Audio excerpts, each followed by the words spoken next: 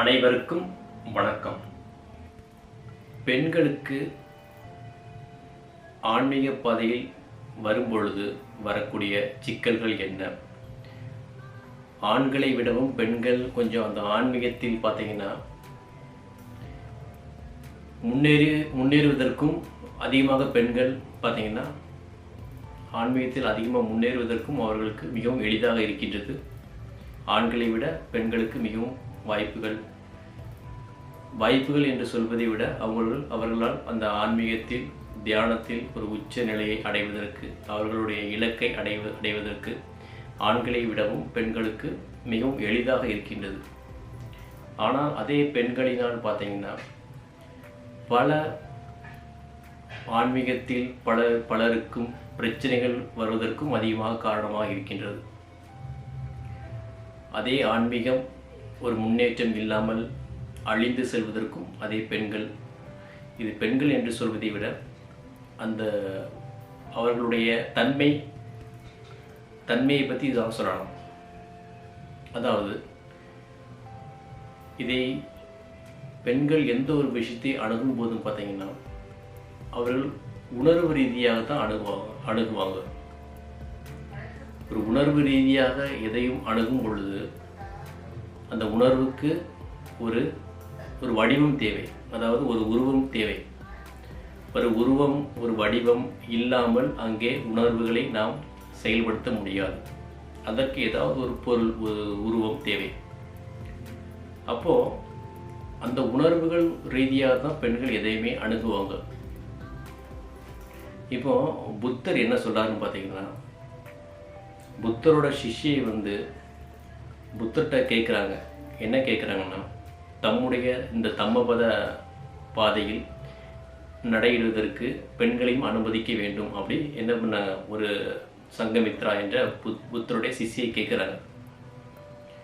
கேட்கும் பொழுது புத்தர் சொல்கிறாரு, பெண்களால் அது மிகவும் கஷ்டம் என்று சொல்கிறாரு. எப்படின்னா, பெண்கள் அந்த புத்த தன்மையை பார்க்கிறதை விட அந்த புத்தரை தான் பார்க்குறாங்க. புத்த தன்மையை அவங்க அணுகிறதை விட அந்த புத்தரின் மீது ஒரு ஈர்ப்புப்பட்டு புத்தரை தான் அவங்க பார்க்குறாங்க. இதன் மூலமாக பார்த்தீங்கன்னா 2500 வருடங்கள் இந்த புத்த தம்மபத பாதை ஒரு நீடித்து இருக்கணும் அப்படின்னு நினச்சிங்கன்னா அது பெண்கள் அந்த பாதையில் நடையிடும் பொழுது ஒரு 500 ஆண்டுகளில் என்ன ஆகும், மொத்தத்தில் அது முடிந்து விடும் என்று புத்தர் சொல்கிறார். நான் சொல்லவில்லை.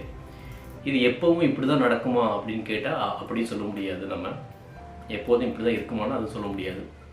இதற்கு காரணம் என்ன பார்த்தீங்கன்னா, பெண்கள் எதையும் இந்த உணர்வு ரீதியாக தான் அணுகுவாங்க. உணர்வுக்கு ஏதாவது ஒரு வடிவம் தேவை.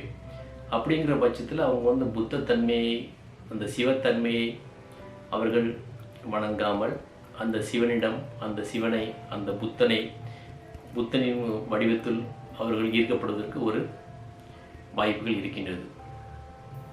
இதன் மூலம் அந்த பாதையானது ஒரு 2500 ஆண்டுகள் அந்த ஃபவுண்டேஷன் இருக்கணும் அப்படின்னா ஒரு குறுகிய காலத்திலேயே ஒரு 500-400 வருடங்களே முடிந்து போவதற்கும் வாய்ப்புகள் இருக்கின்றது. இதற்கு இந்த உடல் தன்மைகள் தான் காரணம். இந்த உணர்வு மட்டும் இல்லாமல் அந்த வேறுபட்ட அந்த உடல் தன்மைகள் காரணம். இதுவும் ஒரு காரணமாக இருக்கின்றது.